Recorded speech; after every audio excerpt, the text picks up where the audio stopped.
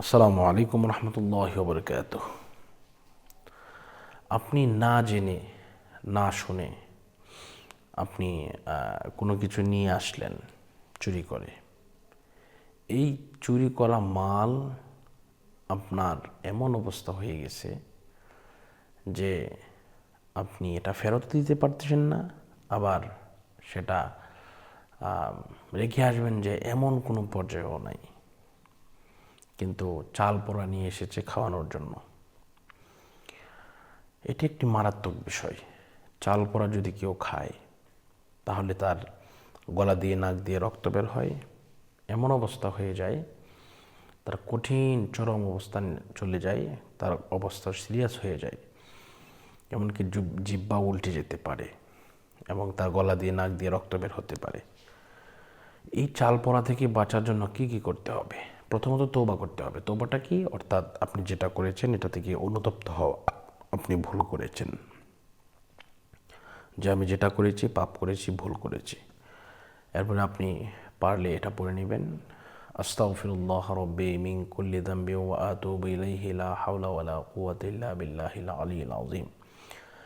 আমি আবারও বলছি, আস্তাগফিরুল্লাহ রব্বি মিন কুল্লি যামবি ওয়া আতুবু ইলাইহি লা হাওলা ওয়ালা কুওয়াতা ইল্লা বিল্লাহিল আলিয়্যিল আযীম। আপনি এটা পড়বেন।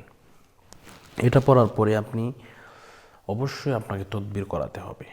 সাময়িকভাবে যদি তদবির না করেন তাহলে আপনি ধরা পড়ে যাবেন। তদবিরের জন্য আপনি ইনশাল্লাহ আমাকে বললে আমি করে দেব।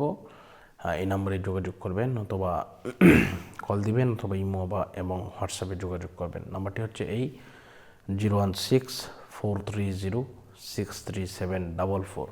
ইনশাল্লাহ এই নাম্বারে যোগাযোগ করলে আমি আপনাদের সাথে যোগাযোগ করব। আপনারা আমার সাথে যোগাযোগ করবেন। তাহলে এজন্য আপনার নাম দিতে হবে, পিতার নাম দিতে হবে, অথবা স্বামীর নাম দিতে হবে, তাহলেই হবে ইনশাআল্লাহ। তো আরেকটি বিষয় হচ্ছে, অনেকেই আপনার চুরি করার পরে জিনিসটা বিক্রি করে দেন। বিক্রি করে দিলে এরপরে আপনি কী করবেন? বিক্রি করে দেওয়ার পরে ইনশাআল্লাহ যদি আপনি তওবা করেন খালেদভাবে যে আল্লাহ, আমি তাকে যে তার জিনিসটা আমি ধ্বংস করেছি বা নিয়ে গেছি, এটার জন্য আমি অনুতপ্ত, আমি যে কোনো সময় আমি তাকে দিয়ে দেব, এমন প্রমিস যদি আপনি করেন, এটাই দেবেন যেরকম না, আপনি এই পরিমাণ সম্পদ আপনি দিয়ে দিবেন, সেই প্রমিস যদি আপনি করেন, তাও ইনশাল্লাহ আপনি বেঁচে যাবেন। এটা সাময়িকভাবে বলা হলো। এবং এই তদবির করলে আপনি আয়না পড়া, চাল পড়া, সরিষা পড়া, রুটি পড়া, তারপরে আপনার কাঁচামরিচ পড়া, শুকনো মরিচ পড়া, ডিম পড়া, সমস্ত কিছু থেকে আপনি রক্ষা পাবেন ইনশাআল্লাহ।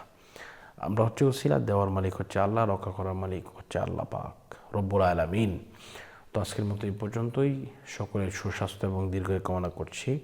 বিদায় নিচ্ছি। আসসালামু আলাইকুম রহমতুল্লাহি ওয়া বারাকাতুহু।